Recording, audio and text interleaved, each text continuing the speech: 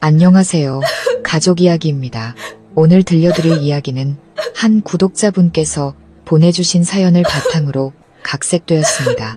심장 수술 전날 밤 몰래 집에 들렀다가 문틈으로 시댁 식구들이 파티를 여는 소리를 들었습니다. 의사인 남편이 말하더군요. 내일이면 저 여자의 50억 유산이 전부 우리 차지가 될 거야.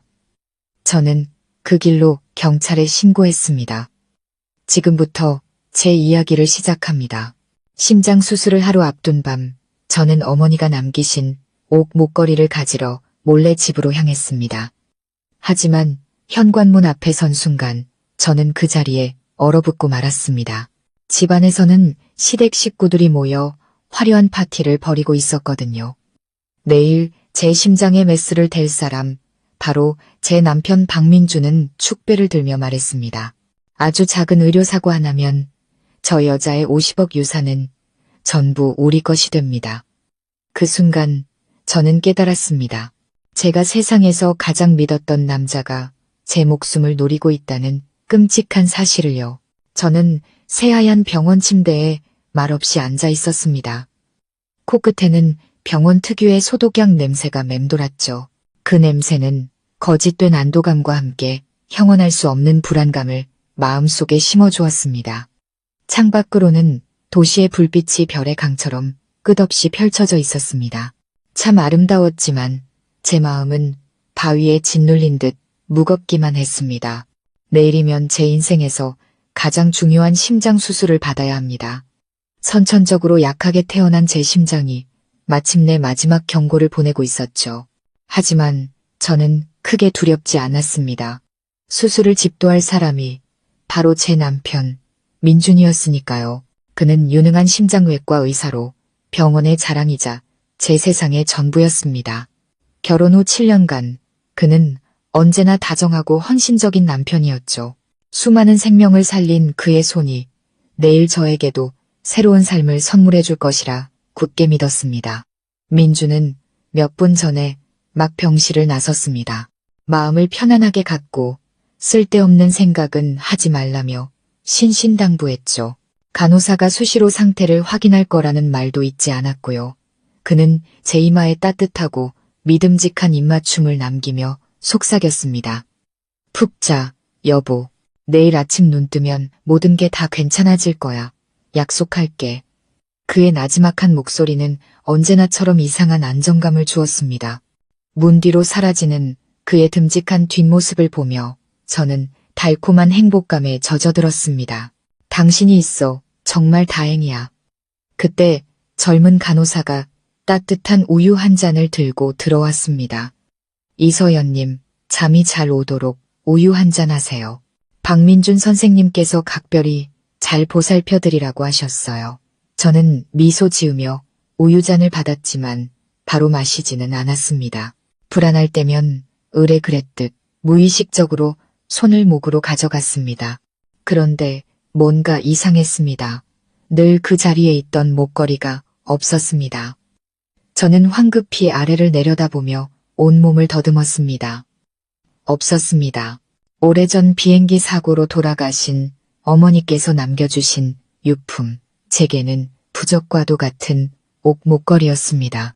집에 두고 온 모양입니다. 붉은 비단 주머니 속에 물방울 모양의 작은 옥이 들어있는 목걸이. 어머니는 이 옥이 저를 모든 재앙으로부터 지켜줄 거라고 말씀하셨죠. 부모님이 돌아가신 후 그 목걸이는 제 분신이자 마음이 약해질 때마다 큰 힘이 되어주는 존재였습니다. 내일처럼 중요한 날, 어떻게 그 목걸이 없이 수술실에 들어갈 수 있을까요? 마음이 불타는 듯 초조해졌습니다. 저는 간호사에게 애원하듯 말했습니다. 저기요, 제가 아주 중요한 물건을 집에 두고 와서 잠깐 다녀와야 할 것 같아요. 간호사는 눈을 동그랗게 뜨더니 손사래를 쳤습니다. 안 돼요, 환자분. 의사 선생님께서 절대 안정을 취하라고 병실 밖으로 나가시면 안 된다고 하셨어요. 필요한 게 있으시면 가족분께 가져다 달라고 부탁드릴게요. 안 돼요. 그건 꼭 제 손으로 가져와야 해요. 정말 잠깐이면 돼요. 바로 돌아올게요. 제발요. 저는 애원했지만 불안감은 점점 커져만 갔습니다. 하지만 간호사는 병원 규정을 들며 단호하게 고개를 저었습니다. 그녀가 자신의 책임을 다하고 있다는 건 알았지만 더 이상 침착할 수가 없었습니다. 그때 무모한 생각이 머리를 스쳤습니다. 저는 피곤한 척하며 간호사에게 말했습니다. 괜찮아요. 제가 너무 예민했나 봐요. 좀 쉬어야겠어요. 이만 나가보세요. 간호사가 멀리 간 것을 확인한 후 저는 서둘러 환자복을 벗고 평상복으로 갈아입었습니다. 조심스럽게 문을 열고 주위를 살핀 뒤 복도를 빠져나왔습니다. 심장이 터질 듯이 뛰었습니다. 병 때문이 아니라 긴장감 때문이었죠. 태어나서 처음으로 규칙을 어기는 일이었습니다. 하지만 어머니의 목걸이를 위해, 제 마음의 안정을 위해 저는 그래야만 했습니다. 병원 정문에서 택시를 잡아타고 저는 서둘러 집 주소를 말했습니다. 차는 밤의 어둠을 가르며 달렸고 저를 남편과의 행복한 추억이 가득한 강남의 고급 빌라로 데려다 주었습니다. 저는 그저 물건만 가지고 바로 돌아올 생각이었죠. 하지만 이 운명의 밤이 제가 믿었던 세상 전체를 산산조각 낼 끔찍한 진실을 드러낼 줄은 꿈에도 몰랐습니다. 택시는 익숙한 빌라 정문 앞에 멈췄습니다. 저는 택시비를 내고 서둘러 차에서 내렸습니다. 이상했습니다. 민주는 갑작스러운 야간 당직 때문에 병원에 있어야 한다고 했으니 지금쯤 집은 불이 꺼져 있고 조용해야 했습니다. 그런데 거실에서 새어나온 불빛이 정원 전체를 환하게 비추고 있었습니다. 그뿐만이 아니었죠. 정원에는 고급 외제 차 여러 대가 주차되어 있었습니다. 시아버지와 시누이의 차라는 걸 한눈에 알 수 있었죠. 이렇게 늦은 밤에 온 가족이 무슨 일로 모인 걸까요? 불길한 예감이 마음속을 파고들었습니다. 저는 초인종을 누르는 대신 개인 열쇠로 쪽문을 열고 조용히 안으로 들어갔습니다. 가까이 다가갈수록 거실에서 들려오는 웃음소리가 선명해졌습니다. 잔 부딪히는 소리, 축하하는 말들, 시끄러운 음악 소리, 심장이 쿵 하고 내려앉았습니다. 파티를 열고 있는 걸까요? 며느리가, 형수가 생사를 넘나드는 수술을 앞둔 밤의 말입니다. 저는 거실, 창문 아래, 무성한 장미 덤불 뒤에 몸을 숨겼습니다. 안을 들여다보고 모든 것을 똑똑히 들을 수 있을 만큼의 틈이 있었죠. 안에서 벌어지는 광경에 저는 숨을 쉴 수 없었습니다. 거실 중앙의 커다란 테이블에는 고급 양주와 비싼 음식들이 가득 차려져 있었습니다. 시아버지인 박 회장님은 술에 취해 붉어진 얼굴로 잔을 높이 들었습니다. 자, 다 함께 잔을 비우세. 우리 아들 녀석의 계획이 곧 완벽하게 성공할 것을 축하하며 철부지 시누이 민지가 희죽거리며 말했죠. 축하해, 오빠. 드디어 자유를 얻는 데다 50억이라는 거액까지 손에 넣게 됐네. 그때 되면 나 최신형 스포츠카 한 대 뽑아줘야 해. 알았지? 대체 무슨 소리를 하는 걸까요? 무슨 계획, 무슨 재산. 저는 애써 마음을 진정시키고 테이블 상석에 앉은 남자에게 시선을 고정했습니다. 민준이었습니다. 제 남편은 병원에 있는 게 아니었습니다. 그는 그곳에 앉아 만족스러운 미소를 짓고 있었습니다. 그는 잔을 들며 자신감 넘치는 목소리로 말했습니다. 아버지, 민지야, 걱정 마세요. 모든 건 제 계획대로 진행되고 있으니까. 마취과 의사한테는 이미 돈을 건넸고 아주 작은 의료사고, 약물 조금만 과다 투여하면 저 여자는 잠자는 듯이 편안하게 갈 겁니다. 그 누구도 의심하지 못할 거예요. 온몸의 피가 차갑게 식었습니다. 그가 말하는 저 여자는 의심할 여지 없이 바로 저였습니다. 제가 그토록 사랑하고 전적으로 신뢰했던 남편이자 의사가 수술대 위에서 저를 죽일 계획을 세우고 있었습니다. 무엇을 위해서? 50억 원 때문에. 그 돈은 부모님께서 평생을 바쳐 이룩하시고 비극적인 비행기 사고 후제게 남겨주신 전 재산이었습니다. 가슴에 날카로운 통증이 느껴졌습니다. 심장병 때문이 아니었습니다. 그보다 만 배는 더 끔찍한 고통. 바로 배신감이었죠. 제가 언제나 존경하고 사랑하며 친가족처럼 여겼던 시댁 식구들이 제 죽음을 기다리며 재산을 차지할 생각에 기뻐하고 있었습니다. 하지만 지옥은 거기서 끝나지 않았습니다. 젊은 여자 한 명이 부엌에서 나왔습니다. 몸에 꼭 끼는 인부복을 입은 채 과일 접시를 들고 있었죠. 그녀는 민준의 곁으로 다가가 애교를 부리며 앉더니 그의 어깨에 다정하게 머리를 기댔습니다. 민준 씨, 조심해야 해요. 일이 다 끝나면 우리 아기랑 나 확실하게 책임져 줘야 해요. 민준은 그녀의 허리를 감싸 안으며 다정하게 속삭였습니다. 걱정 마, 유라야. 이날을 얼마나 기다렸는데. 저 병든 악귀 같은 여자가 죽고 나면 바로 너와 결혼할 거야. 우리 아이는 당당하게 태어나야지. 유라. 저는 그녀를 알고 있었습니다.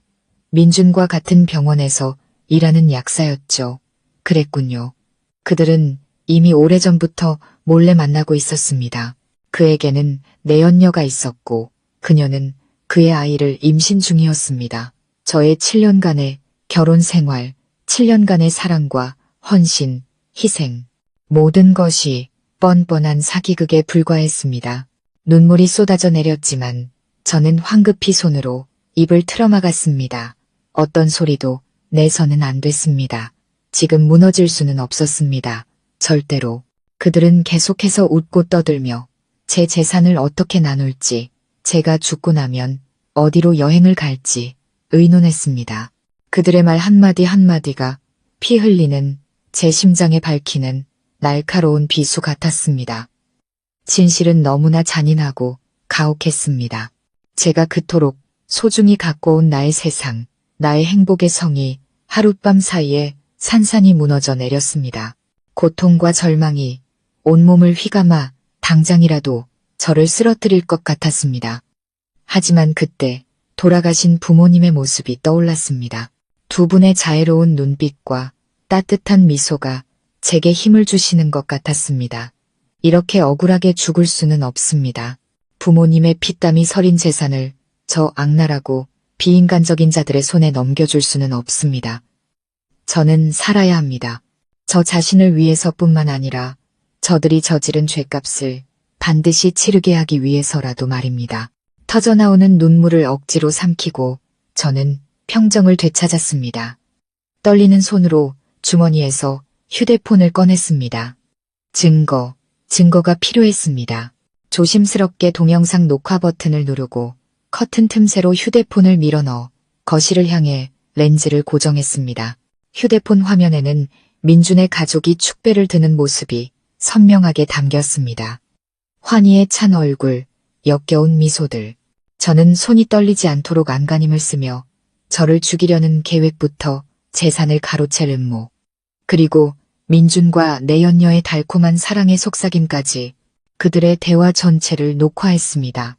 그들이 뱉어내는 모든 말은 용서받지 못할 범죄의 확실한 증거가 될 것입니다. 10분 가까이 동영상을 녹화한 후 저는 이만하면 충분하다고 생각했습니다.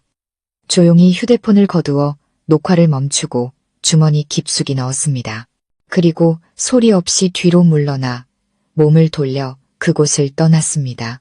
저는 몽유병 환자처럼 걸었습니다.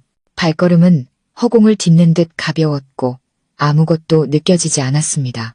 등 뒤에 웅장한 빌라는 이제 저를 산채로 묻으려는 화려하게 장식된 무덤, 호랑이 굴이나 다름없었습니다. 병원으로 돌아가는 택시 안에서 저는 더 이상 울지 않았습니다. 눈물은 모두 말라버렸고 그 자리에는 차가운 분노와 강철 같은 의지만이 남았습니다. 혼자서는 안 됐습니다. 가장 믿을 수 있는 사람들이 곁에 있어야 했습니다. 가장 먼저 떠오른 사람은 대학 시절부터 제 가장 친한 친구인 미나였습니다. 미나 역시 유능한 의사로 지금은 다른 병원에서 근무하고 있었죠. 똑똑하고 민첩하고 의리가 넘치는 친구였습니다. 저는 미나에게 전화를 걸었습니다. 수화기 너머로 잠이 덜 깬 미나의 목소리가 들렸습니다. 여보세요, 서연아. 이 시간에 웬일이야? 잠 안 와? 저는 최대한 침착하게 말했습니다. 미나야, 내 말 잘 들어. 아주 위급한 상황이야. 내 도움이 필요해. 제 목소리에 담긴 심각함을 알아차렸는지 미나는 즉시 잠이 깬 듯했습니다. 무슨 일인데? 말해봐. 민준 씨가 그 사람이 날 죽이려고 해. 시댁 식구들 전부 다 내 재산을 노리고 있어. 저는 방금 제가 목격한 끔찍한 이야기를 간략하게 설명했습니다. 미나는 수화기 너머에서 조용히 듣고 있었습니다. 숨소리만으로도 그녀의 분노가 차오르는 것을 느낄 수 있었죠. 미친 인간들, 짐승만도 못하네. 미나는 이를 갈며 욕설을 내뱉었습니다. 너 지금 어디야? 안전한 거야? 병원으로 돌아가는 길이야. 미나야, 민준 씨의 내연녀. 이름은 최유라고 같은 병원 약사래. 그 여자랑 내일 내 수술에 들어오는 팀에 대해서 당장 알아봐줘. 알았어. 그건 나한테 맡겨. 너는 조심해야 해. 그들이 주는 건 아무것도 먹거나 마시지 마. 이제 어떻게 할 거야? 김 변호사님께 전화할 거야. 김 변호사님은 부모님 살아생전부터 저희 집안의 고문 변호사였습니다. 강직하고 유능하며 매우 충직한 분이셨죠. 미나와의 통화를 끊고 저는 즉시 변호사님께 전화를 걸었습니다. 한밤중이었지만 변호사님은 바로 전화를 받으셨습니다. 김 변호사님, 저 서연이에요. 아주 긴급하게 도와주실 일이 있어요. 저는 다시 한번 모든 사실을 말씀드렸습니다. 수화기 넘어 변호사님의 목소리가 단호해졌습니다. 세상에 믿을 수가 없군요. 서연 양, 일단 진정하고 모든 건 제가 처리하겠습니다. 지금 제가 뭘 하면 되겠습니까? 변호사님, 오늘 밤 안에 제 모든 재산을 동결시켜 주세요. 민준 씨와 공동명의로 된 계좌까지 전부요. 부모님의 재산이 단 한 푼이라도 그들 손에 들어가는 걸 막아야 해요. 즉시 은행 측에 연락하겠습니다. 또 다른 건 없습니까? 내일 수술건인데요. 혹시 중앙대학병원 원장님과 아는 사이신가요? 아버지의 오랜 친구분이셨던 걸로 기억하는데요. 그럼요. 하 원장과는 꽤 친한 사이입니다. 혹시 원장님께 연락해서 제 수술팀 전원을 막판에 교체해달라고 부탁해주세요. 민준 씨와 기존 팀원, 그 누구도 절대 알아채지 못하게요. 수술은 예정대로 진행되지만 제게 칼을 댈 사람은 그 사람이 아니어야 해요. 김 변호사님은 잠시 침묵하더니 단호하게 답했습니다. 알겠습니다. 아주 대담하지만 꼭 필요한 계획이군요. 걱정 말아요. 날이 밝기 전에 모든 것을 완벽하게 처리해 놓겠습니다. 서연 양도 몸 조심해야 합니다. 전화를 끊고 저는 의자에 머리를 기댄 채 긴 한숨을 내쉬었습니다. 제 반격의 첫걸음은 시작되었습니다. 이 연극의 희생양은 제가 아닙니다. 이제부터 감독은 바로 저입니다. 박민준, 당신이 연기를 하고 싶었다면 기꺼이 함께 해주죠. 과연 누가 마지막에 웃게 될지 한번 봅시다. 병실로 돌아왔을 때 모든 것은 제가 떠날 때와 같이 조용했습니다. 야간 당직 간호사는 저의 짧은 탈출을 전혀 눈치채지 못한 듯했습니다. 저는 다시 환자복으로 갈아입고 침대에 누워 잠을 청하려 했지만 머릿속에 폭풍이 몰아치는데 어찌 잠들 수 있을까요? 파티 테이블에 둘러앉아 즐겁게 웃고 떠들던 민준과 그의 가족들의 모습이 떠나지 않았습니다. 7년간의 사랑은 이제 잿더미와 증오만이 남았습니다. 새벽녘 하 원장님이 직접 제 병실을 찾아오셨습니다.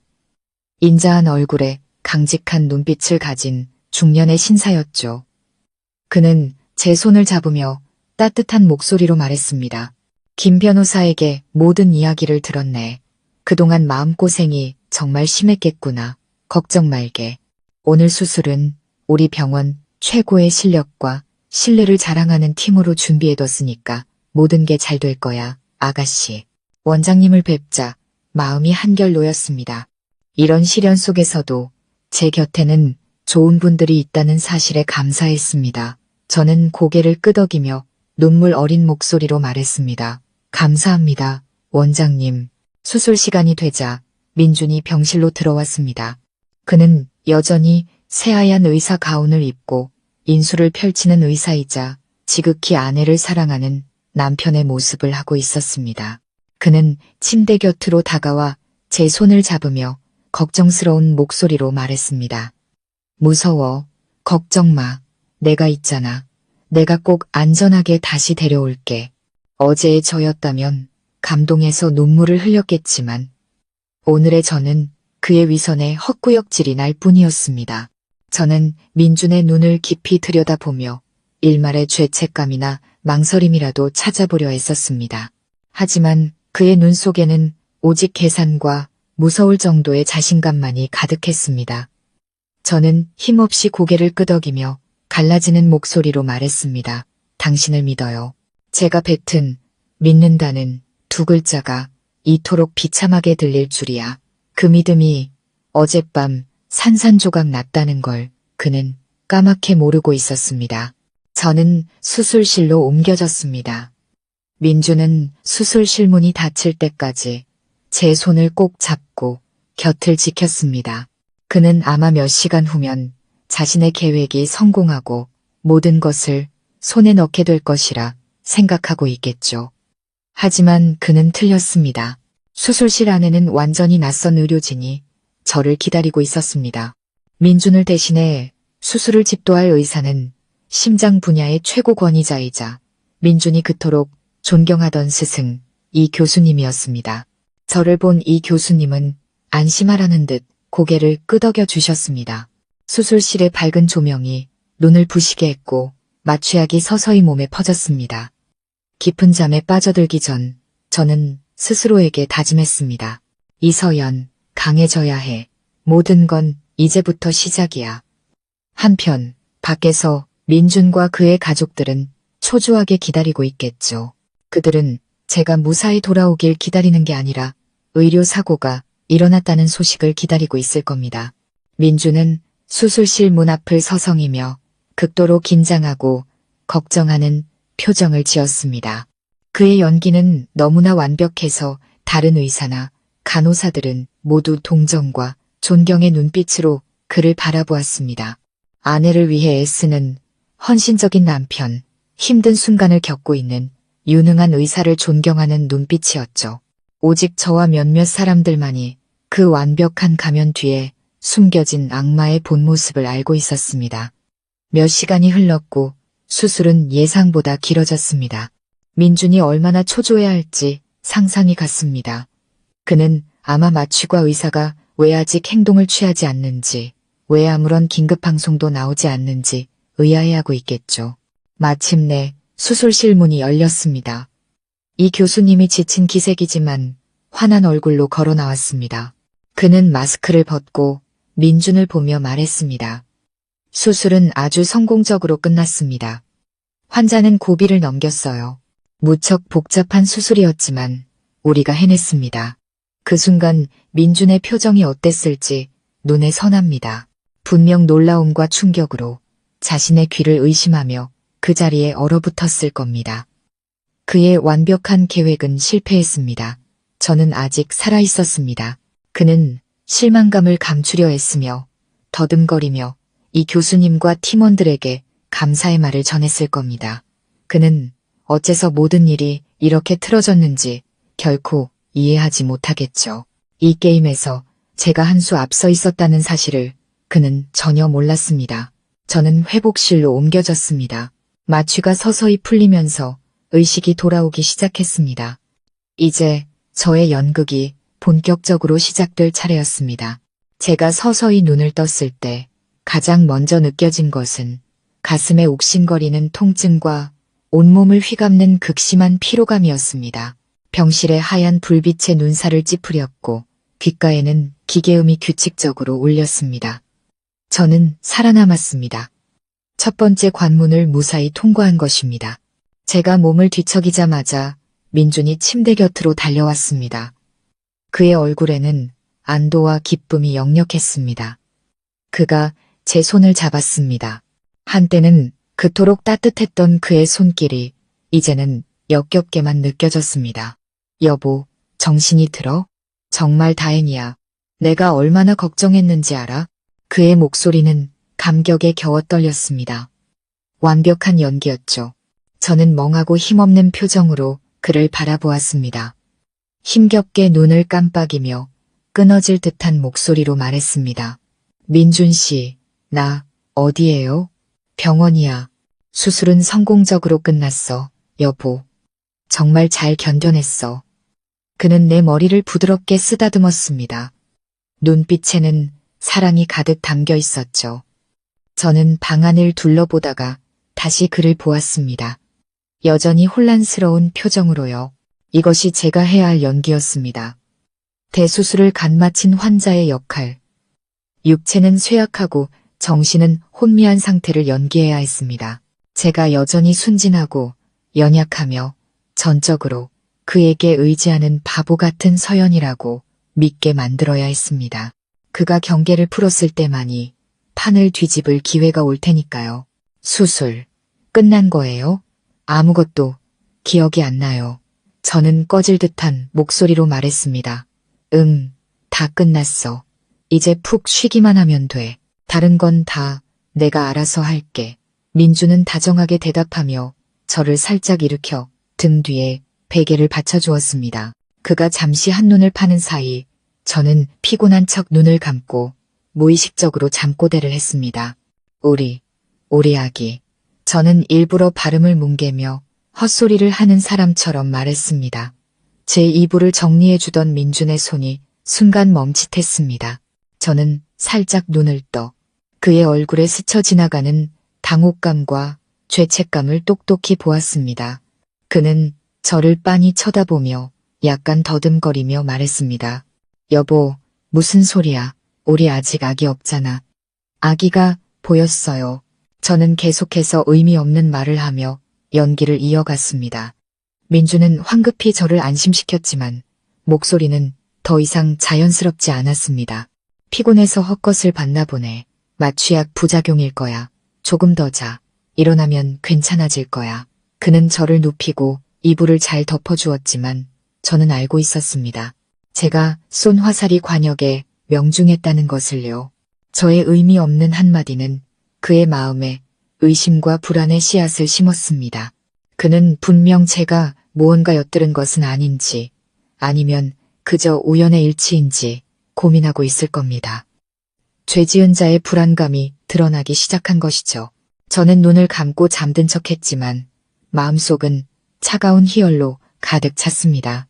박민준, 이 연극은 이제 막 시작됐을 뿐이야. 내가 당신과 당신의 가족들을 위해 준비한 것들을 천천히 즐겨보라고. 수술 이틀 후 제 건강은 점차 안정되었습니다. 민주는 매일같이 제 곁을 지키며 지극정성으로 저를 돌봤습니다. 죽을 떠먹여주고 세수를 시켜주고 책을 읽어주었죠. 누가 보더라도 헌신적인 남편의 모습에 감동할 수밖에 없었을 겁니다. 하지만 그 다정함 뒤에 여전히 불타는 음모가 숨어 있다는 것을 아는 사람은 저뿐이었습니다. 그가 잘해줄수록 저는 더욱더 역겨움을 느꼈습니다. 그날 오후 민준이 잠시 전화를 받으러 나간 사이 안경을 쓴 젊은 여의사가 하얀 가운을 입고 병실로 들어왔습니다. 그녀는 진료 차트를 들고 있었고 매우 전문적인 모습이었죠. 이서연 환자분, 안녕하세요. 저는 정기검진을 맡은 의사 김선영입니다. 그녀의 목소리는 매우 진지했습니다. 저는 그녀를 보았고 안경 너머 익숙한 눈빛을 즉시 알아챘습니다. 미나였습니다. 심장이 빠르게 뛰기 시작했습니다. 친구가 와주었군요. 미나는 제게 조용히 하라는 신호를 보내고는 진짜 의사처럼 진찰을 시작했습니다. 혈압을 재고 심박수를 확인하고 수술 부위를 살폈습니다. 그러면서 제 귀에 바싹 다가와 저만 들을 수 있을 정도로 작게 속삭였습니다. 여기서 어때? 연기 잘하고 있어? 응, 완벽해. 저도 작게 대답했습니다.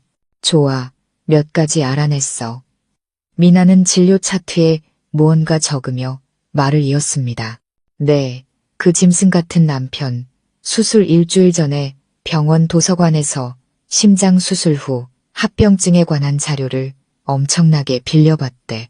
특히 쇼크나 감염으로 인한 급사에 관한 자료들 말이야. 가슴이 차갑게 식었습니다. 그는 그렇게나 치밀하게 준비했던 겁니다.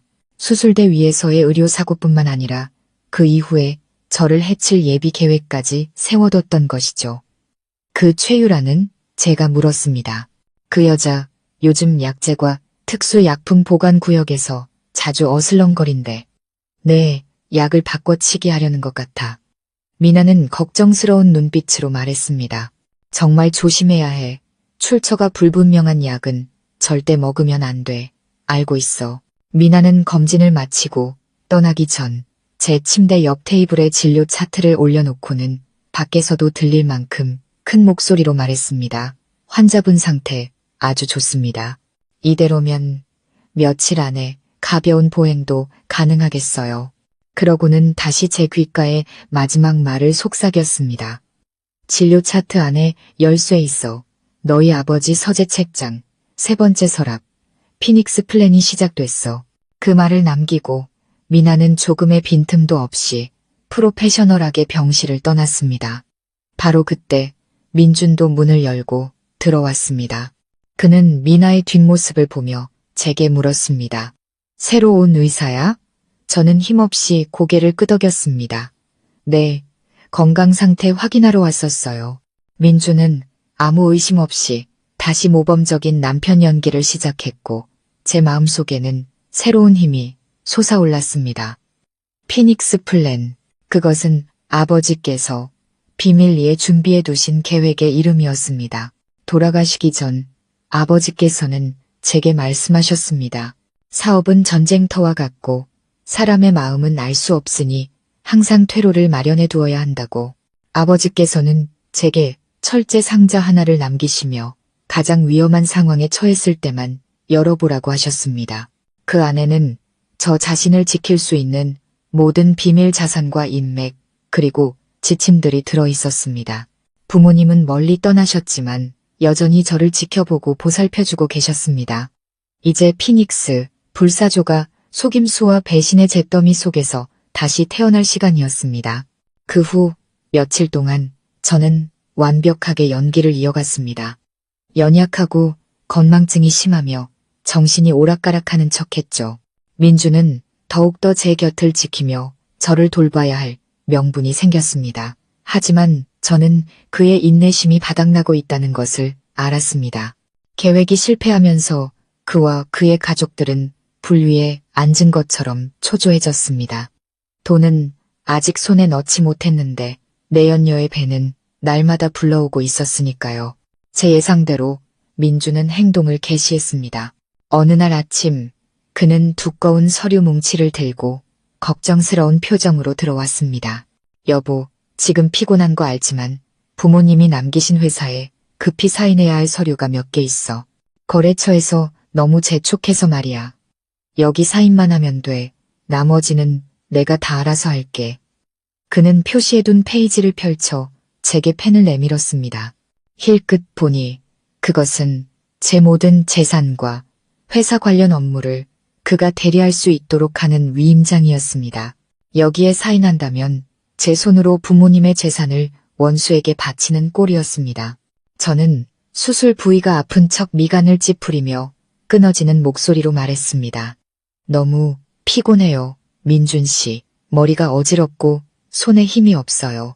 며칠 뒤에 하면 안 될까요? 제 모습을 본 민주는 더 이상 강요할 수 없었습니다. 그는 서류 뭉치를 거두며 얼굴에 스치는 짜증을 억지 미소로 감췄습니다. 그래, 급한 거 아니니까. 푹 쉬어. 당신 건강이 제일 중요하지. 그는 그렇게 말했지만 포기하지 않을 거라는 걸 저는 알고 있었습니다. 그리고 미나의 경고대로 그들은 플랜 B로 넘어갔습니다. 매일 간호사는 정해진 시간에 약을 가져왔습니다. 제가 잘 아는 수술 후 처방약 외에 최근 들어 건강 회복에 좋다며 고급 종합 비타민이라는 노란색 알약 2개가 추가되었습니다. 약을 가져오는 간호사는 늘 낯선 얼굴이었고 항상 이 약은 민준 선생님이 특별히 추가로 처방한 것이라고 강조했습니다. 처음부터 의심스러웠습니다. 저는 낯선 비타민과 간호사를 번갈아 보며 직감적으로 무언가 잘못됐다고 느꼈습니다. 저는 방금 죽을 먹어서 너무 배부르고 목이 좀 불편하네요. 약은 여기 두고 가시면 이따가 먹을게요. 라고 말하며 시간을 벌었습니다. 간호사는 마지못해 물컵과 약을 테이블 위에 두고 나갔습니다. 문이 닫히자마자 저는 즉시 두 알의 약을 집어들고 살펴봤습니다. 상표도 이름도 없었습니다. 이것은 민준과 유라의 음모임이 틀림없었습니다. 그 약사라는 여자가 자신의 전문 지식을 이용해 저를 서서히 죽이려 하고 있는 것이죠. 이 약들은 아마 갓 수술한 제 심장을 다시 약화시키는 성분을 포함하고 있을 겁니다. 그러면 제 죽음은 수술 후 자연스러운 합병증처럼 보이겠죠. 정말 악랄한 계획이었습니다. 그날 이후 간호사가 약을 가져올 때마다 저는 같은 핑계를 대며 약 먹는 것을 미뤘습니다. 그녀가 나가면 저는 약을 먹는 척하면서 그 비타민들을 몰래 숨겼습니다. 휴지에 조심스럽게 싸서 비어있는 과자 상자 안에 보관했죠. 며칠 만에 저는 거의 10알에 가까운 약을 모았습니다. 이것이 바로 그들의 살인 미수 증거였습니다.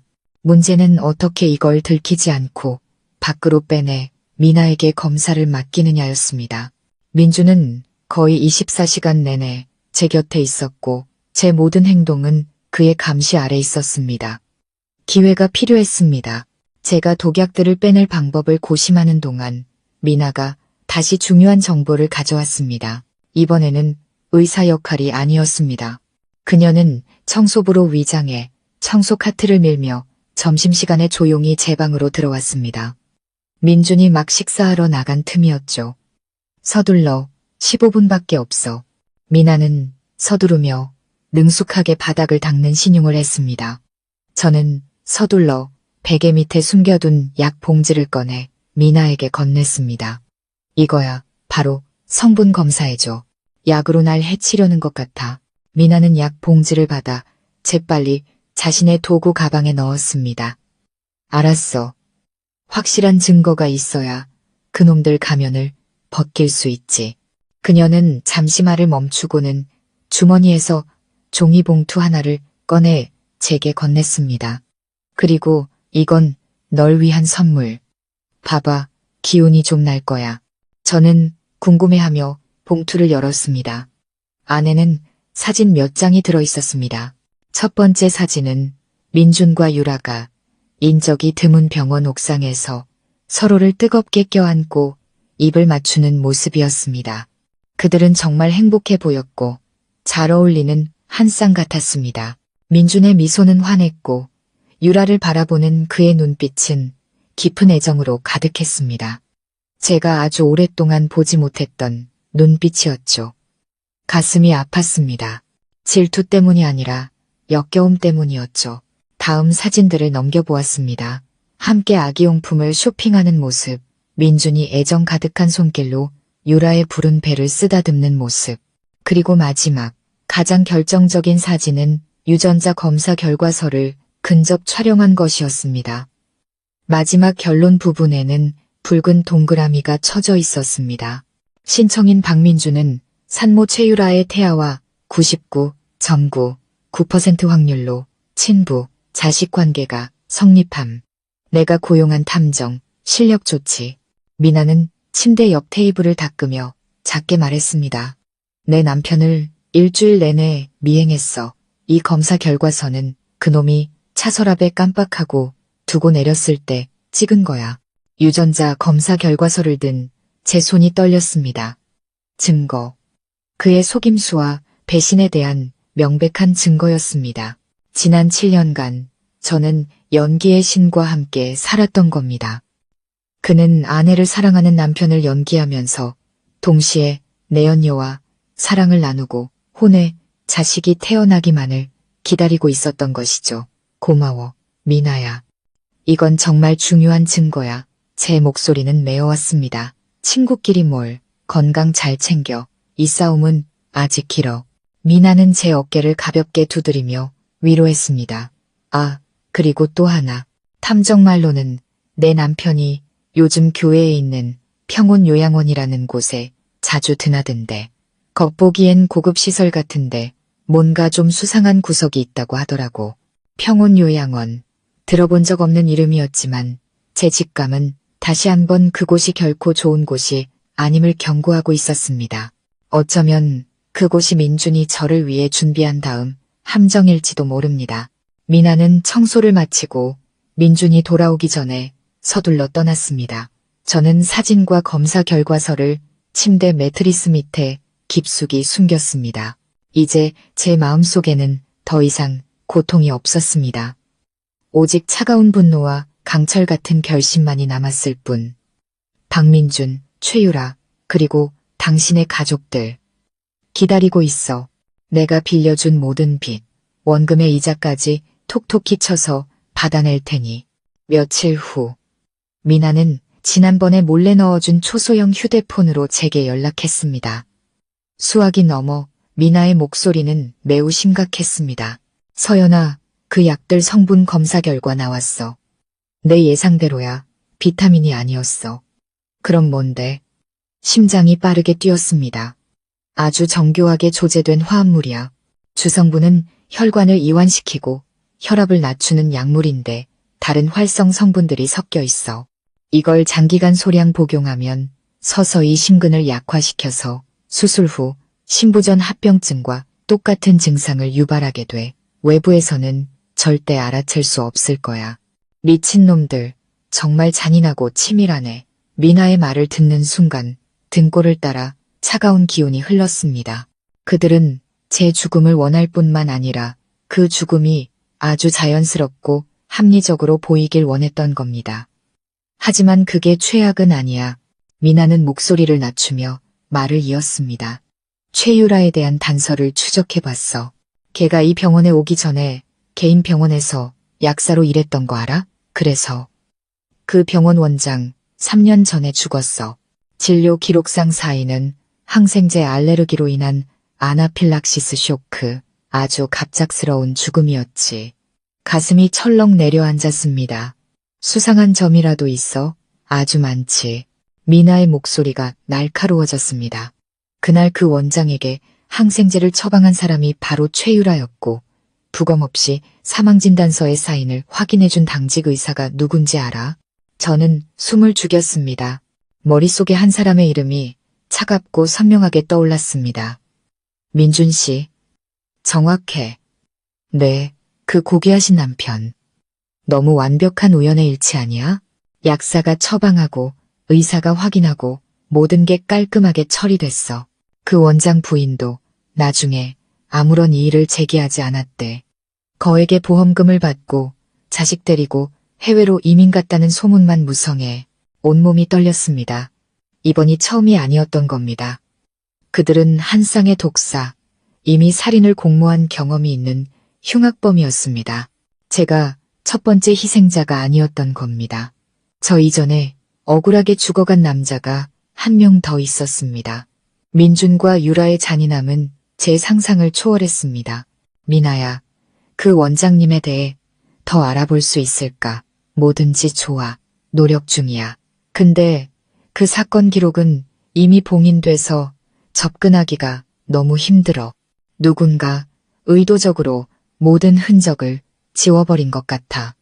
조심해, 서연아. 내 생각에 그놈들 인내심이 거의 바닥난 것 같아. 전화를 끊고 저는 어둠 속에서 멍하니 앉아 있었습니다. 다시 민준의 얼굴이 떠올랐습니다. 여전히 온화한 미소, 따뜻한 눈빛. 어떻게 저런 외모를 한 인간이 그토록 악마 같은 영혼을 숨길 수 있을까요? 그는 사람을 죽였고 이제 7년을 함께한 아내마저 죽이려 하고 있었습니다. 제 아내 증오는 극에 달했습니다. 저는 그들의 가면을 벗기는 것뿐만 아니라 과거의 희생자를 위한 정의도 되찾고 싶었습니다. 미나의 예상대로 민주는 더 이상 제가 위임장에 서명하기를 기다리거나 독약이 효과를 발휘하기를 기다릴 인내심이 없었습니다. 제가 회복실에서 나온 지 일주일 후 수술 상처가 아물기 시작할 무렵 그는 평소와 다른 환한 미소를 지으며 방으로 들어왔습니다. 자기야, 좋은 소식이 있어. 저는 피곤한 척 고개를 들어 그를 보았습니다. 무슨 소식인데요? 당신 건강이 많이 좋아졌지만 완전히 회복하려면 정말 조용하고 전문적인 관리가 필요해. 병원은 시끄럽고 공기도 좋지 않잖아. 내가 당신을 위한 완벽한 곳을 찾았어. 그는 침대 곁에 앉아 제 손을 잡으며 지극한 관심이 담긴 목소리로 말했습니다. 교외에 있는 평온 요양원이라는 최고급 시설이야. 공기도 맑고 경치는 5성급 리조트 같아. 가장 중요한 건 24시간 상주하는 의료진과 최신 의료 장비로 당신 건강을 계속 체크해준다는 거야. 거기서 얼마간 지내면 금방 건강해질 거야. 평온 요양원. 미나가 언급했던 이름, 마지막 함정이 모습을 드러냈습니다. 등골이 오싹했지만 저는 여전히 순진하고 호기심 어린 표정을 지었습니다. 요양원이요. 나 아직 젊은데. 그리고 낯선 곳은 무서워요. 그냥 오빠랑 집에 있고 싶어요. 저는 어린아이처럼 투정을 부렸습니다. 나도 알아. 나도 당신이랑 한시도 떨어지고 싶지 않아. 하지만 다 당신 건강을 위해서야. 집에 있으면 내가 계속 출근해야 해서 당신 곁을 지킬 수가 없잖아. 아버님이나 민지도 알잖아. 그분들이 어떻게 환자를 돌보겠어. 당신이 거기 있으면 내가 더 안심할 수 있어. 주말마다 꼭 보러 갈게. 응? 그의 말은 너무나 합리적이고 달콤했습니다. 그의 진짜 얼굴을 몰랐다면 감동해서 눈물을 흘렸을지도 모릅니다. 거기 많이 비싸지 않아요? 저는 순진한 질문을 던졌습니다. 민주는 크게 웃었습니다. 돈 걱정은 왜 해? 당신 건강보다 돈이 중요하겠어. 당신만 건강해진다면 얼마든지 내가 감당할 수 있어. 정말 가소로웠습니다. 저를 걱정하는 걸까요? 아니면 제 재산을 걱정하는 걸까요? 그곳은 분명 부유하지만 불행한 희생자들의 돈으로 지어진 도살장일 겁니다. 저는 거절할 수 없다는 것을 알았습니다. 거절하면 그가 의심하고 더 극단적인 방법을 쓸 수도 있었습니다. 유일한 방법은 그의 계략에 넘어가는 척 호랑이 굴로 직접 들어가는 것이었습니다. 저는 한참 고민하는 척하다가 마지못해 고개를 끄덕였습니다. 네, 오빠가 그렇게까지 말한다면 따를게요. 대신 자주 보러 와야 해요. 약속. 제가 동의하자 민주는 얼굴에 기쁨을 감추지 못했습니다. 그는 제 이마에 입을 맞추며 즐거운 목소리로 말했습니다. 물론이지, 자기야. 착하다. 푹 쉬고 있어. 내가 퇴원수속이랑 요양원 연락 바로 할게. 그는 서둘러 방을 나섰습니다. 그의 뒷모습에서는 승리자의 여유가 느껴졌습니다. 그는 먹잇감이 순순히 덫으로 걸어 들어왔다고 생각했겠죠. 그 먹잇감이 자신의 덫을 산산조각 낼 준비를 하고 있다는 것은 꿈에도 모른 채 저는 즉시 초소형 휴대폰으로 미나에게 문자를 보냈습니다. 그가 날 평온 요양원으로 보내려 해 계획을 시작해. 퇴원하는 날 저는 곧장 평온 요양원으로 이송되었습니다. 민주는 모든 수속을 신속하게 처리했습니다. 그가 제 개인짐을 챙기는 동안 저는 불륜 사진과 비밀 휴대폰 같은 중요한 증거들을 제가 항상 들고 다니는 핸드백의 작은 비밀 주머니에 재빨리 숨겼습니다. 민준이 미는 휠체어에 앉아 병원 문을 나서며 저는 바깥 공기를 깊이 들이마셨습니다. 오늘따라 하늘은 유난히 맑고 푸르렀습니다. 저는 마치 사형장으로 끌려가는 사형수가 된 기분이었습니다. 다만 이 사형장은 화려하고 평화로운 외관으로 위장되어 있다는 점이 달랐죠. 차에 오르기 전 저는 화장실에 다녀오겠다고 했습니다. 그곳은 저와 미나 그리고 김 변호사님과의 마지막 접선 장소였습니다. 김 변호사님은 걱정스러운 얼굴로 이미 그곳에서 기다리고 계셨습니다. 서연 양, 정말 이 결정에 확신이 있는 겁니까? 그곳에 들어가는 건 너무 위험합니다. 차라리 지금 경찰에 신고하는 게. 저는 고개를 저으며 단호하게 말했습니다. 아직 안 돼요. 변호사님, 우리 증거만으로는 살인죄를 입증하기에 부족해요. 제가 찍은 동영상은 살인 음모를 증명할 뿐이고 그 약들은 아직 제게 해를 끼치지 않았어요. 지금 신고하면 기껏해야 그의 불륜 사실만 밝혀낼 수 있을 뿐이에요. 그 독사 같은 인간은 교활해서 어떻게든 빠져나갈 겁니다. 현행범으로 잡아야 해요.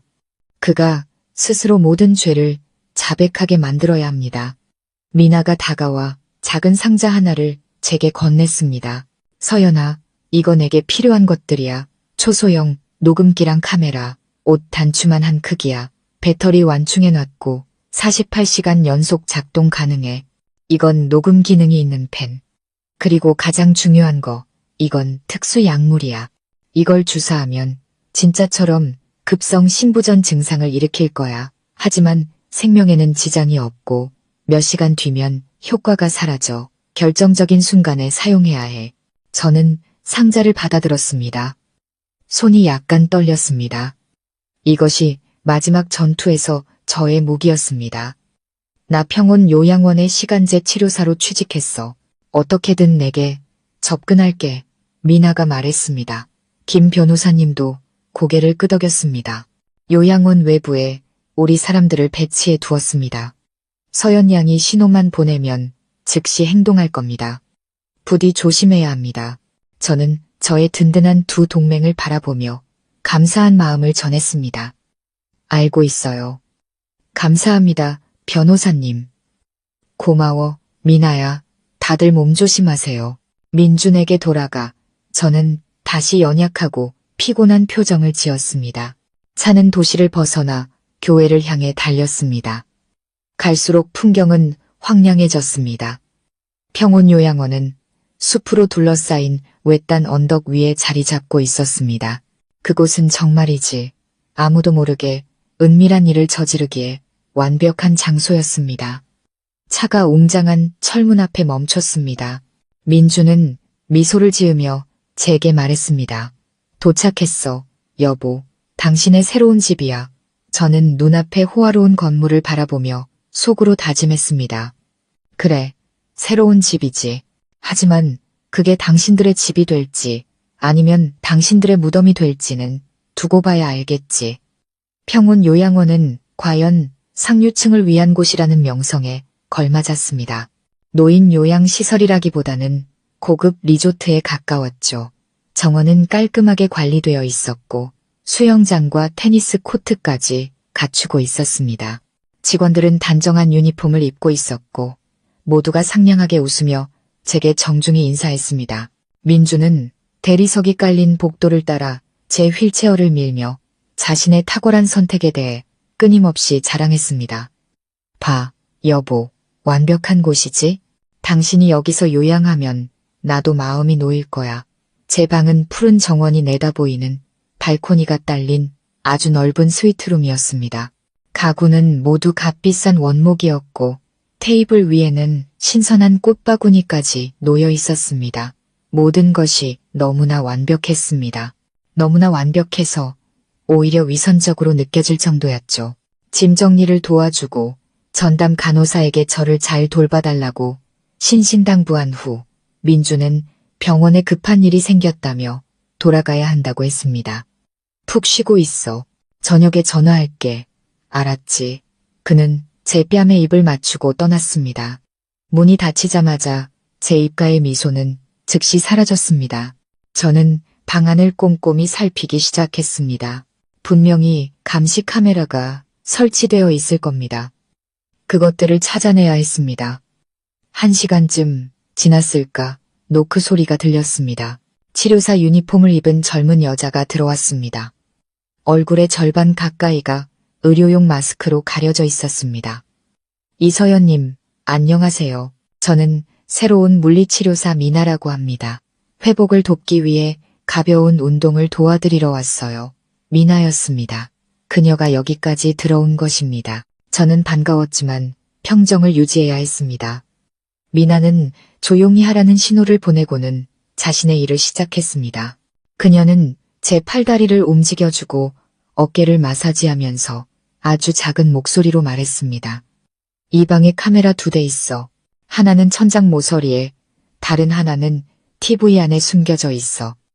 빨리 움직여야 해. 저를 치료하는 척하면서 미나는 능숙하게 도구 가방에서 초소형 장비들을 꺼냈습니다. 단추 모양 카메라는 제가 집에서 가져온 고민형에 부착되었습니다. 녹음기는 책상 밑에 붙였고 녹음펜은 책상 위 필통에 꽂아두었습니다. 미나의 손놀림은 매우 빠르고 전문적이었습니다. 이 장비들은 전부 내 휴대폰이랑 연결돼 있어 이 방에서 일어나는 모든 걸 보고 들을 수 있어.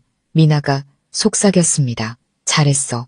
다른 건 뭐 알아낸 거 없어? 미나는 잠시 손을 멈추고 심각한 눈빛으로 말했습니다. 엄청난 사실을 알아냈어. 이 요양원의 내부 데이터 시스템을 해킹했거든. 평온 요양원의 최대 주주 중 한 명이 누군지 알아? 불길한 예감이 들었습니다. 누군데? 최유라. 저는 할 말을 잃었습니다. 그랬군요. 이곳은 그들이 저를 해치기 위해 선택한 장소일 뿐만 아니라 그들의 사업체였던 겁니다. 그들은 노인들의 안식처를 부를 축적하기 위한 죽음의 덫으로 만들었던 것입니다. 이 간악한 남녀의 사악함은 끝이 없었습니다. 이제 모든 게 분명해졌네. 이놈들이 여길 도살장으로 만들었어. 저는 이를 갈았습니다. 맞아. 그러니까 정말 조심해야 해. 이제부터 내 모든 행동은 연기여야 해. 내가 밖에서 계속 지켜볼게. 모든 설치를 마친 후 미나는 치료를 끝내고 떠났습니다.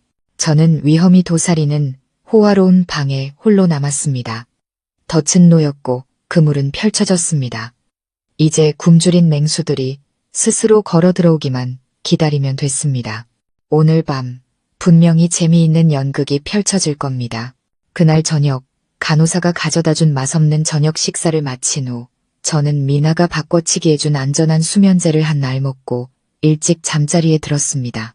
아주 깊이 아무런 경계 없이 잠든 척해야 저 늙은 여우들이 꼬리를 드러낼 테니까요.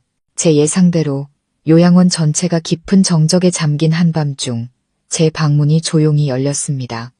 세 개의 그림자가 소리 없이 방 안으로 들어왔습니다.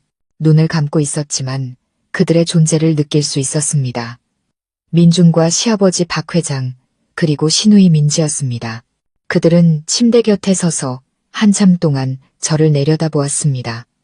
저는 깊이 잠든 사람처럼 숨소리를 일정하게 유지하려 애썼습니다. 죽은 듯이 자네, 민지의 경멸 섞인 목소리가 울렸습니다. 저 꼴 좀 봐. 비실비실해서는 돈만 잔뜩 끌어안고 말이야. 박 회장이 헛기침을 하며 위험 있는 척 말했습니다. 조용히 해라. 조심해서 나쁠 건 없지. 민준이 비웃었습니다. 제가 한 번도 들어본 적 없는 차갑고 잔인한 웃음소리였습니다. 아버지, 너무 걱정 마세요. 제가 우유에 수면제를 탔어요. 하늘이 무너져도 못 일어날 겁니다. 그냥 상황이 어떤지 보러 온 거예요. 내일 행동을 결정해야 하니까요. 그는 가까이 다가와 제 이불을 살짝 걷어내고 제 가슴, 수술 부위 바로 위에 손을 얹었습니다. 마치 심박수를 확인하는 척하는 그의 손은 얼음장처럼 차가워 소름이 돋았습니다. 심장은 규칙적으로 뛰네. 생명력도 참 질겨. 그가 중얼거렸습니다. 내일 주사 한 방이면 끝나. 모든 게 끝나는 거야. 아무도 의심하지 않겠지. 심장 수술 후 합병증으로 사망한 환자. 아주 완벽해. 박 회장은 안도의 한숨을 내쉬었습니다. 그래, 잘 됐다. 이번엔 아주 깔끔하게 처리해야 한다. 그 지영이 때처럼 흔적을 남기면 안 돼. 아버지. 민준이 박 회장의 말을 자르며 쏘아붙였습니다. 여기서 그 얘기는 하지 말라고 했잖아요. 지영. 그들이 그 이름을 언급했습니다. 심장이 멎는 것 같았습니다. 미나가 조사한 방향이 맞았습니다. 지영이라는 여자 또한 민준의 손에 의심스러운 죽음을 당했던 겁니다. 책상 밑 녹음기는 분명 박 회장의 실언을 녹음했을 겁니다. 이것은 아주 귀중한 증거였습니다. 민지가 다시 입을 열었습니다. 조급한 목소리였죠. 알았어, 알았어. 그만 싸워. 그래서 저 여편네는 언제 확실히 죽일 건데 나도 돈 좀 쓰자. 저 얼굴 계속 보려니 짜증나 죽겠어. 내일, 당장 내일 아침에 민주는 단호하게 대답했습니다. 간호사가 아침 주사를 놓은 후에 내가 특별한 주사를 한 방 더 놓을 거야. 30분 정도 지나면 심장이 멎을 거고. 유라가 모든 준비를 끝냈어. 여기 의사도 우리 사람이야. 사망진단서는 즉시 발급될 거야. 그들은 잠시 더 제 시신을 어떻게 처리할지, 얼마나 비통한 장례식을 치를지, 재산을 어떻게 나눌지에 대해 의논했습니다. 그들의 말 한마디 한마디가 제 가슴을 망치로 내리치는 것 같았습니다. 하지만 저는 미동도 없이 누워 있었습니다. 두려움은 이미 차가운 분노로 변해 있었습니다. 모든 논의가 끝난 것을 확인한 후 세 사람은 조용히 방을 빠져나가 문을 살며시 닫았습니다. 방 안에 다시 정적이 찾아왔을 때 저는 서서히 눈을 떴습니다. 어둠이 가득했지만 제 머릿속은 그 어느 때보다도 맑았습니다. 내일, 그들은 내일 행동할 것입니다. 그렇다면 저 역시 내일 행동할 겁니다. 마지막 연극은 아주 특별해야 하니까요. 다음날 아침 저는 약기운 때문에 푹 자지 못한 사람처럼 멍하고 피곤한 얼굴로 일어났습니다. 간호사가 아침 식사를 가져왔고 저는 그 우유 속에 또 수면제가 들어있다는 것을 알았습니다. 그리고 오늘 아침의 주사가 저를 죽음으로 이끌 주사라는 것도요. 제게는 시간이 많지 않았습니다. 간호사가 나간 후 저는 즉시 미나에게 문자를 보냈습니다. 오늘 아침에 실행할 거야. 플랜 B를 시작해. 민준을 당장 여기서 빼내야 해. 저는 민준을 그의 가족과 공범들로부터 떼어놓아야 했습니다. 사람은 혼자 있을 때 경계심을 잃고 본성을 드러내기 쉬우니까요. 첫 단계를 실행하기 위해 저는 24시간 감시 카메라가 있는 이 방을 벗어나야 했습니다. 방 안을 둘러보다가 미끄러운 욕실 바닥에 시선이 멎었습니다. 대담한 생각이 떠올랐습니다. 저는 힘겹게 몸을 일으켜 침대 난간을 붙잡고 비틀거리며 욕실을 향해 한 걸음씩 내디뎠습니다. 일부러 위태롭고 연약하게 걸었습니다. 욕실 문 앞에 다다랐을 때 저는 비명을 지르며 바닥으로 쓰러졌습니다. 꽤 아팠지만 그래야만 했습니다. 즉시 간호사와 다른 직원들이 놀라 달려왔습니다. 그들은 저를 부축해 일으켰습니다. 저는 다리를 붙잡고 아픈 척 신음했습니다. 미끄러졌어요. 너무 아파요. 다리가. 그들은 서둘러 저를 침대로 옮기고 민준에게 연락했습니다. 15분 만에 민준이 나타났습니다. 그는 극도로 걱정스러운 표정으로 제 다리를 살피더니 심각한 얼굴로 말했습니다. 인대가 늘어난 것 같군. 뼈가 부러졌는지 엑스레이를 찍어봐야겠어. 여기엔 장비가 없으니 의무실로 가야 해. 모든 것이 제 계획대로 진행되고 있었습니다. 요양원의 의무실은 별도의 건물에 있었고 가장 중요한 것은 그곳에는 감시 카메라가 없다는 것이었습니다. 저는 의무실로 옮겨졌습니다.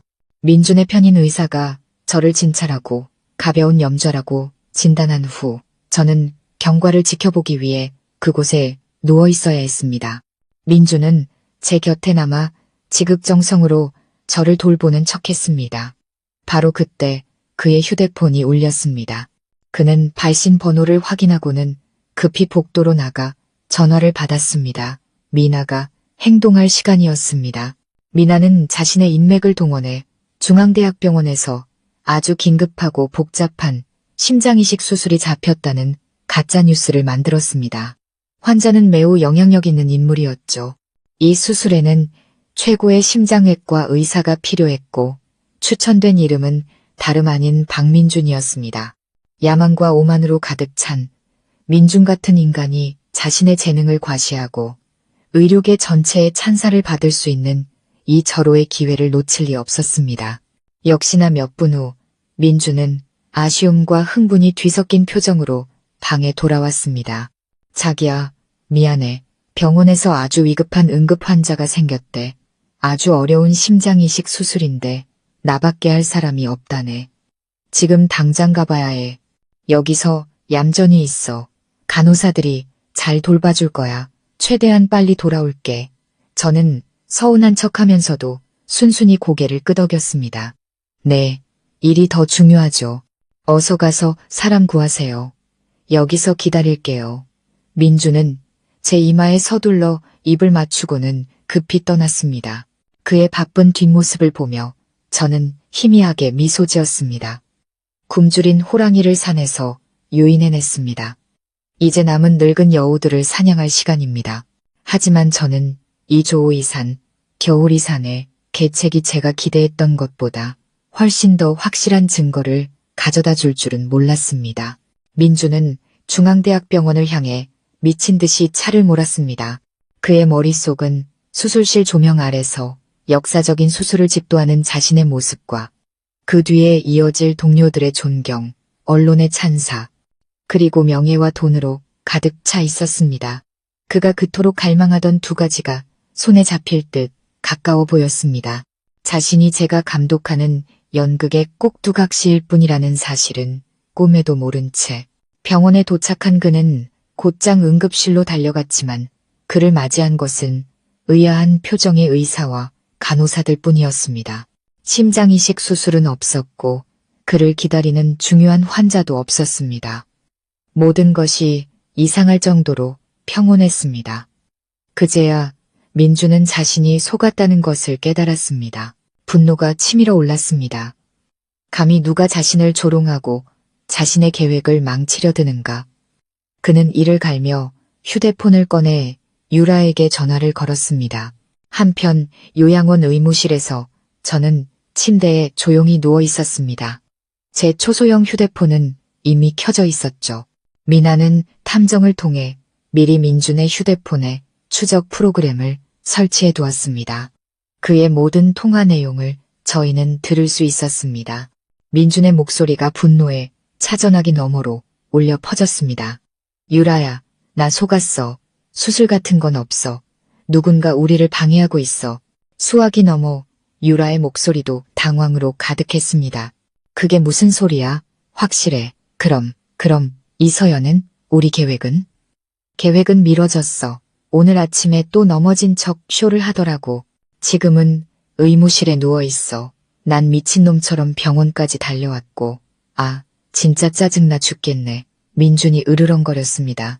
계속 일이 꼬이잖아. 그 지영이 처리할 때처럼 깔끔하고 신속하지가 않아. 지영이라는 이름을 듣는 순간 심장이 멎는 것 같았습니다. 저는 한 글자도 놓치지 않으려 휴대폰을 귀에 바싹 갖다 댔습니다. 수화기 넘어 유라도 놀란 듯 했습니다. 오빠, 왜 갑자기 그 여자 얘기를 해? 짜증나니까 하는 소리잖아. 민준이 버럭 소리쳤습니다. 그때도 네가 준 약으로 단 한 방에 바로 갔잖아. 합병증도 의심하는 사람도 없었고. 근데 이서연 저 여자는 무슨 귀신이라도 씌었나 지독하게 즐겨. 수술에서도 살아남더니 이젠 넘어지는 쇼까지 하고. 혹시 걔가 뭘 아는 거 아니야? 그럴 리 없어. 유라의 목소리는 단호했습니다. 그렇게 연약하고 순진한 애가 뭘 알겠어. 그냥 우연일 거야. 오빠가 너무 예민한 거 아니야? 이제 어떻게 할 거야? 민주는 심호흡을 하며 평정을 되찾으려 애썼습니다. 지금 돌아가는 길이야. 오늘 밤에 반드시 끝내야겠어. 단 하루도 더 살려둘 수 없어. 제일 강력한 약으로 준비해놔. 오늘 밤 내가 직접 주사할 거야. 이 사랑하는 남편 연기도 이제 지긋지긋해. 통화가 끝났습니다. 저는 천천히 휴대폰을 내려놓았습니다. 온몸이 차갑게 식었습니다. 이제 모든 것이 명확해졌습니다. 그는 모든 것을 자백했습니다. 지영을 죽인 것, 저를 죽이려 한 계획까지. 이 녹음 파일과 어젯밤의 녹음 파일은 그들 둘을 감옥으로 보낼 명백한 증거였습니다. 저는 눈을 감고 지영이라는 여자의 얼굴을 떠올렸습니다. 그녀가 누구였는지, 민준을 얼마나 사랑했는지, 그리고 얼마나 억울하게 죽었는지 알 수 없었습니다. 하지만 저는 그녀의 영혼에게 약속했습니다. 제가 반드시 그녀의 정의를 되찾아주겠다고. 민주는 살기등등한 얼굴로 요양원에 돌아왔습니다. 더 이상 온화하고 예의 바른 모습을 유지하지 않았습니다. 그는 차갑고 의심스러운 눈빛으로 저를 쳐다보았습니다. 몸은 좀 어때? 그가 감정 없는 목소리로 물었습니다. 아직 다리가 좀 아파요. 저는 그의 태도에 겁먹은 척 떨리는 목소리로 대답했습니다. 그는 더 이상 아무 말 없이 저를 묵묵히 방으로 데려갔습니다. 그날 오후 내내 그는 말 한마디 없이 방 안에 앉아 저를 뚫어지게 쳐다보기만 했습니다. 공기는 숨 막힐 듯 무거워졌습니다. 저는 그가 밤이 오기를 행동할 시간을 기다리고 있다는 것을 알았습니다. 저 또한 기다리고 있었습니다. 제 마지막 연극을 펼칠 가장 완벽한 타이밍을. 깊은 밤, 요양원은 다시 한번 정적에 잠겼습니다. 민주는 마치 먹이를 노리는 맹수처럼 방구석 안락의자에 그대로 앉아 있었습니다. 저는 더 이상 기다릴 수 없다고 판단했습니다. 몸을 살짝 뒤척여 침대 머리맡에 둔 작은 핸드백에서 미나가 준비해준 특수 약물이 든 주사기를 꺼냈습니다. 손이 떨렸습니다. 생명의 위험이 없다는 것을 알면서도 낯선 약물을 제 손으로 직접 주사하는 것은 두려운 일이었습니다. 하지만 모든 것을 끝내기 위해 저는 해야만 했습니다. 소매를 걷어 올리고 눈을 질끈 감고 단호하게 팔에 주사를 놓았습니다. 불과 몇 분 후 약효가 나타나기 시작했습니다. 가슴이 찢어질 듯 아파오고 경련이 몰아쳤습니다. 숨이 가빠지고 식은땀이 이마를 적셨습니다. 이 느낌은 너무나 현실적이어서 저 자신조차 정말 죽어가고 있다고 믿을 뻔했습니다. 저는 떨리는 손을 뻗어 침대 머리맡에 부착된 붉은색 비상벨을 향했습니다. 남은 힘을 다해 버튼을 세게 눌렀습니다. 밤의 정적을 깨는 날카로운 경보음이 울려 퍼졌습니다. 민준이 벌떡 일어났습니다. 그는 침대로 달려와 제 모습을 보더니 얼굴에 순간 당혹감이 스쳤지만 이내 잔인하고 만족스러운 미소로 바뀌었습니다. 드디어 그날이 왔군. 그가 속삭였습니다. 문이 활짝 열리고 민준의 편인 당직 간호사와 의사들이 허둥지둥 달려 들어왔습니다. 혼란스럽지만 철저히 위장된 응급처치가 시작되었습니다. 그들은 응급 카트를 밀고 들어왔고 제세동기까지 가져왔습니다. 환자 심정지입니다. 한 사람이 소리쳤습니다. 민주는 침착한 지휘관처럼 행동하며 모두에게 명령했습니다. 제세동기, 빨리. 그들은 제 가슴에 2개의 전극 패드를 붙였습니다. 금속의 차가운 감촉이 느껴졌지만 어떤 전류도 몸을 통과하지 않았습니다. 모든 것이 어설프게 꾸며진 연극일 뿐이었습니다. 몇 번의 실패한 제세동 후 의사는 민준을 돌아보며 무력하게 고개를 저었습니다. 안 되겠습니다. 박 선생님. 사모님 심장이 너무 약합니다. 저희는 최선을 다했습니다. 민준은 고개를 숙이고 두 손으로 얼굴을 감쌌습니다. 어깨가 흐느끼는 듯 떨렸습니다. 서연아, 여보, 왜 나를 두고 가는 거야? 그의 연기는 정말 완벽했지만 임종을 맞이하는 저는 그 모습이 우스울 뿐이었습니다. 당신들의 연극은 이제 끝낼 때가 됐어. 혼란스러운 응급처치가 끝나고 의사와 간호사들은 슬픔에 잠긴 남편을 위해 자리를 비워주며 하나둘씩 방을 나갔습니다. 그들은 문을 살짝 열어두고 밖으로 나갔지만 저는 그들이 근처에 서서 제 자연사의 증인이 될 준비를 하고 있다는 것을 알았습니다. 민주는 여전히 침대 곁에 앉아 두 손에 얼굴을 묶고 있었습니다.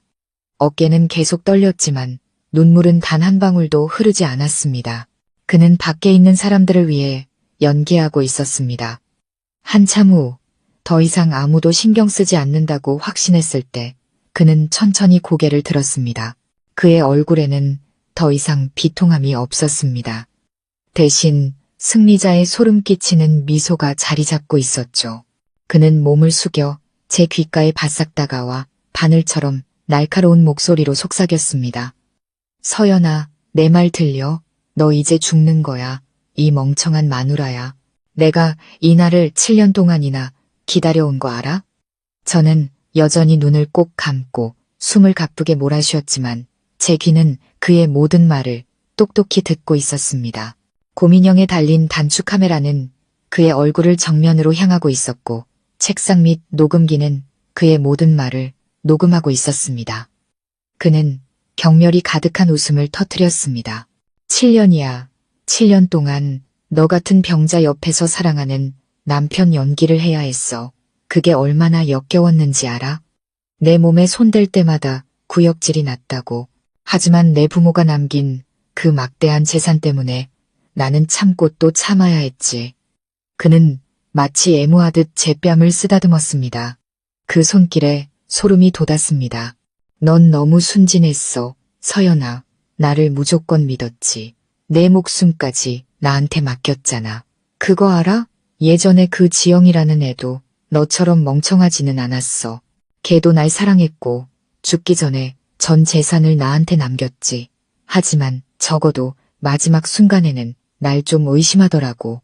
내가 걔를 죽인 방식도 널 죽이려 했던 방식과 똑같았어. 약물 조금, 작은 사고 하나, 그걸로 끝이야. 사람들은 불쌍한 여자를 안타까워하고 슬픔에 잠긴 나 같은 남자친구를 존경했지. 완벽하지 않아? 가슴속에서 참을 수 없는 분노가 들끓었습니다. 그는 지영을 죽였다고 인정했을 뿐만 아니라 저의 사랑과 믿음을 조롱하고 있었습니다. 사람의 탈을 쓴 악마. 하지만 넌 걔보다 운이 좋은 거야. 그는 비웃으며 말을 이었습니다. 적어도 내 아내가 되어서 몇 년간은 호의호식했잖아. 걔는 그냥 인생 역전을 꿈꾸며 나한테 매달렸던 가난한 대학생이었을 뿐이야. 걔의 죽음은 오히려 구원이었다고. 그는 일어서서 마치 신이 개미의 운명을 심판하듯 저를 내려다보았습니다. 자, 죽을 사람과의 대화는 이쯤에서 끝내지. 편히 가. 네, 재산은 나와 유라가 너 대신 잘 써줄게. 우리 아이가 그 모든 것의 상속자로 태어날 테니까. 잘 가, 내 사랑하는 아내. 그 말을 남기고 그는 슬픈 소식을 전하러 밖으로 나가려 했습니다. 그는 모든 것이 끝났다고 믿었겠죠. 방금 그의 자백이 스스로 서명한 사형, 선고서였다는 사실은 꿈에도 모른 채 모든 것이 기록되었습니다.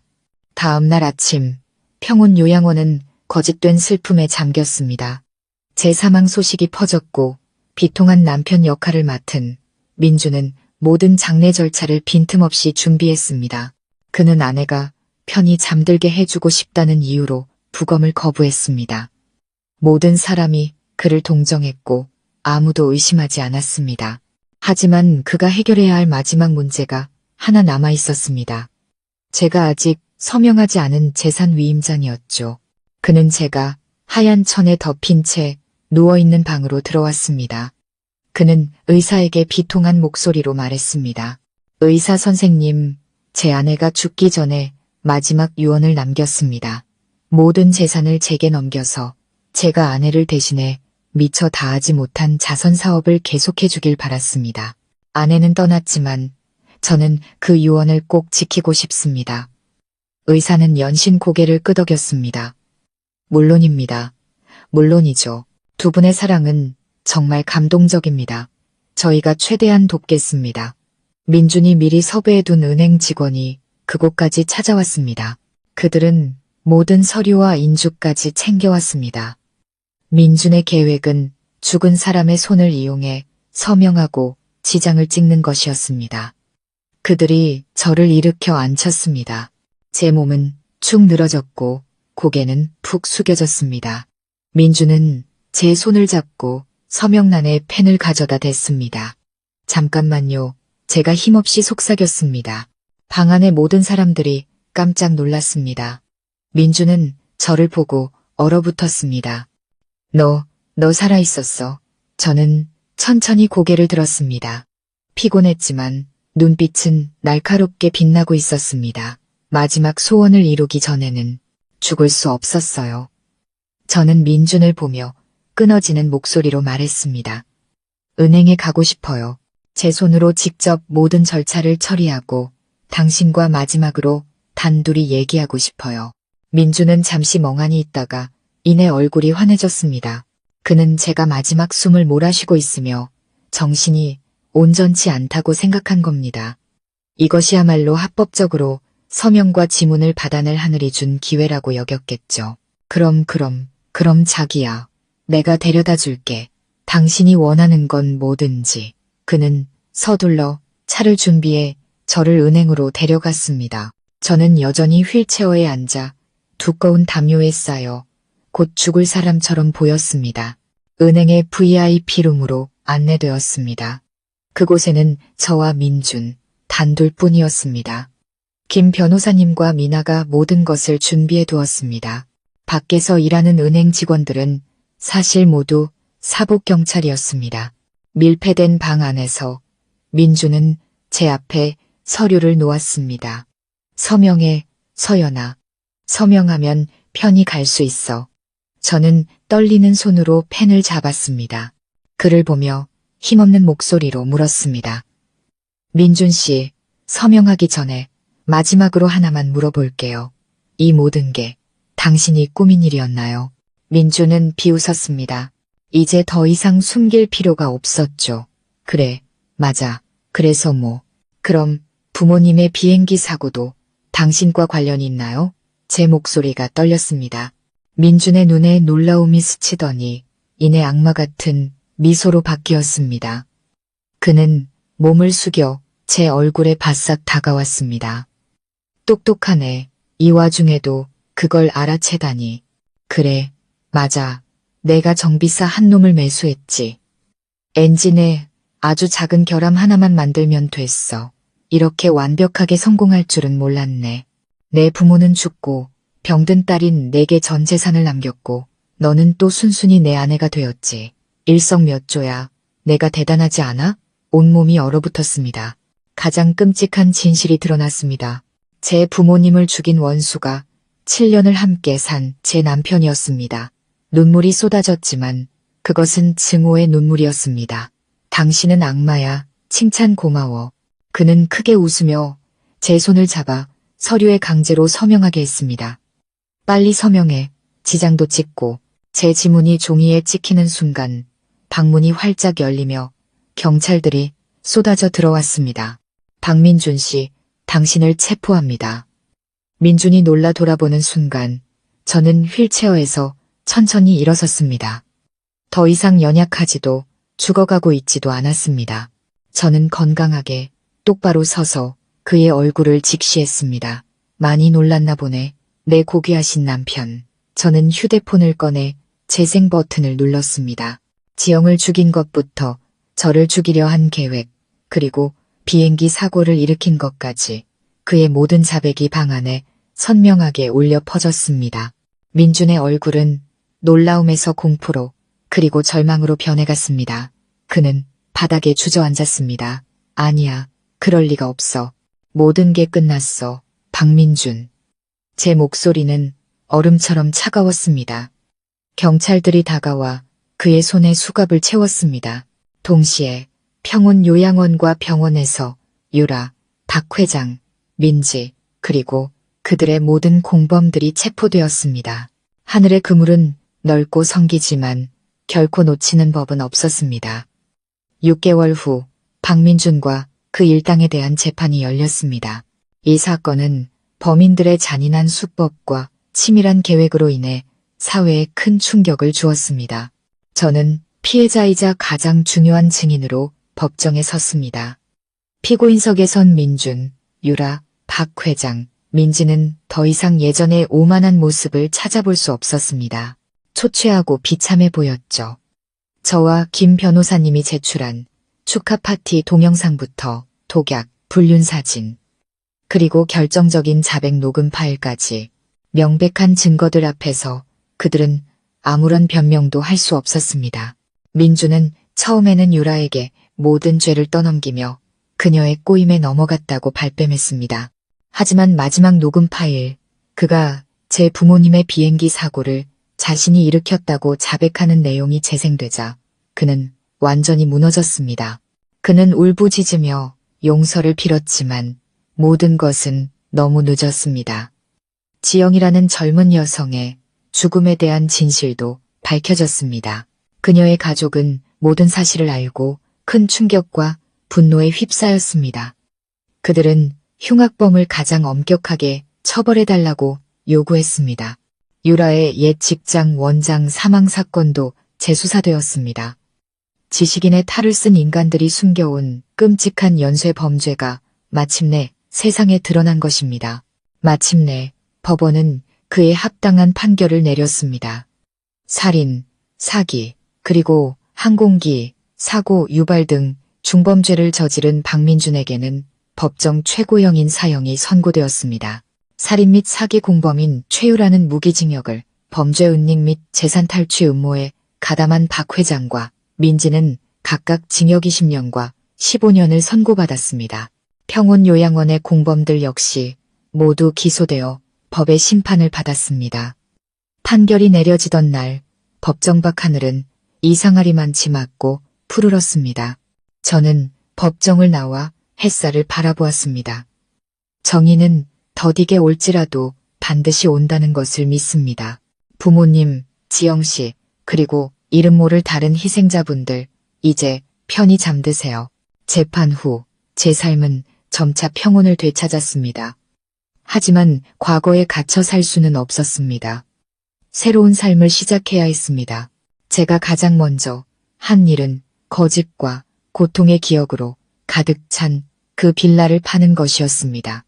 부모님의 유품만 남기고 민준과 관련된 모든 것은 한치의 미련도 없이 버렸습니다. 부모님이 남기신 전 재산을 저 혼자만을 위해 쓰지 않기로 결심했습니다. 저는 재산의 상당 부분을 부모님의 이름을 딴 자선 재단을 설립하는 데 사용했습니다. 가난한 심장병 환자들의 수술비를 지원하는 수연심장재단, 저의 아픔을 통해 다른 사람들에게 희망과 생명을 선물하고 싶었습니다. 또한 제가 사랑하던 글 쓰는 일로 돌아갔습니다. 저는 제 모든 이야기를 책으로 썼습니다. 제 고통을 과시하기 위해서가 아니라 복잡한 사람의 마음에 대해 경고하고 정의에 대한 믿음과 의지의 힘에 대한 메시지를 전하기 위해서였습니다. 제 소설은 출간 후 독자들로부터 깊은 공감을 얻었습니다. 늦가을의 어느 오후, 저는 홀로 부모님의 묘를 찾았습니다. 하얀 국화 한 다발을 바치고 7년간의 거짓된 결혼 생활의 증표였던 선물, 결혼사진, 기념품들을 담은 작은 상자를 그 앞에서 태웠습니다. 불꽃이 슬픈 과거의 모든 것을 삼키는 것을 보며 잿빛 연기가 하늘로 흩어지는 것을 보며 제 마음은 이상하리만치 가벼워졌습니다. 과거는 정말로 뒤에 남았습니다. 이제부터 저는 새로운 삶을 살 것입니다. 속임수도 증오도 없는 삶. 자유롭고 강하며 의미 있는 삶을. 저의 새로운 새벽은 이제야 비로소 시작되었습니다. 마지막 판결이 내려진 지 3년이 흘렀습니다. 시간은 정말 신비한 약이었습니다. 상처를 지우지는 못하지만 상처와 함께 살아가는 법을 가르쳐주고 그것을 자신만의 힘으로 바꾸게 해주었습니다. 제가 그토록 바라던 새로운 새벽은 이제 평온하고 찬란한 일상이 되었습니다. 오늘은 특별한 날, 수연심장 재단 설립 3주년 기념일입니다. 저는 거창한 행사 대신 부겐빌레아 꽃이 만발한 작은 정원 카페에서 소박하고 따뜻한 모임을 가졌습니다. 소중한 친구들과 특히 재단의 도움을 받은 가족들이 저의 손님이었습니다. 한때 약한 심장을 가졌던 아이들이 이제 푸른 잔디밭을 뛰어노는 모습을 바라보았습니다. 아이들의 맑은 웃음소리는 제가 들어본 가장 아름다운 음악이었습니다.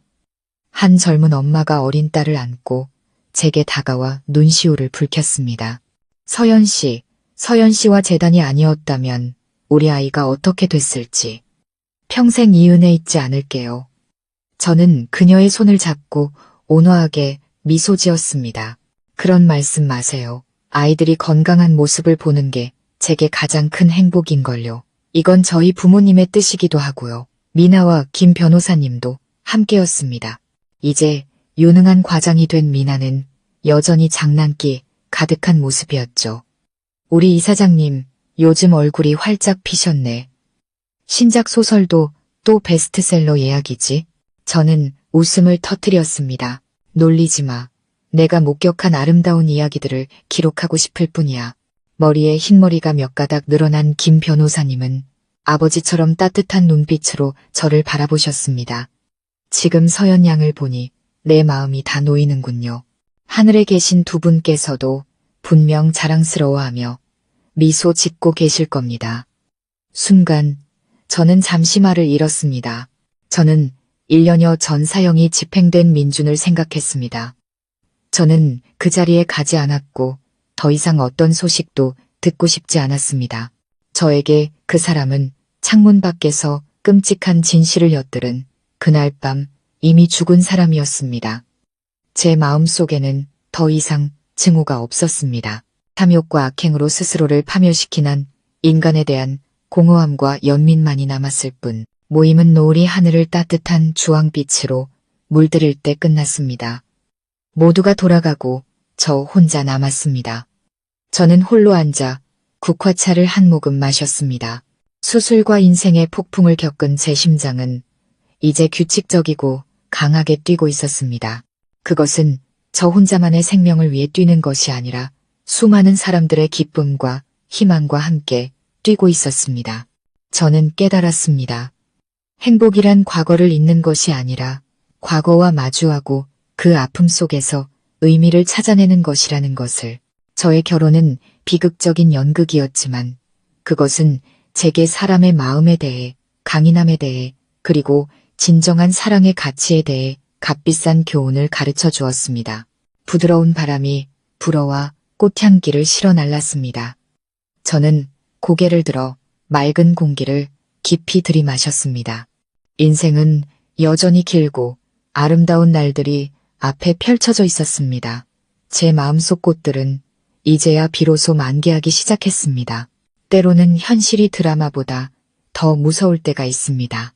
오늘 이야기에 공감하셨다면 좋아요와 구독을 눌러주시고 알림 설정을 통해 가족 이야기의 다음 사연도 놓치지 마세요.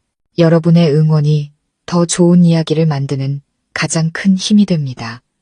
감사합니다. 다음에 또 뵙겠습니다.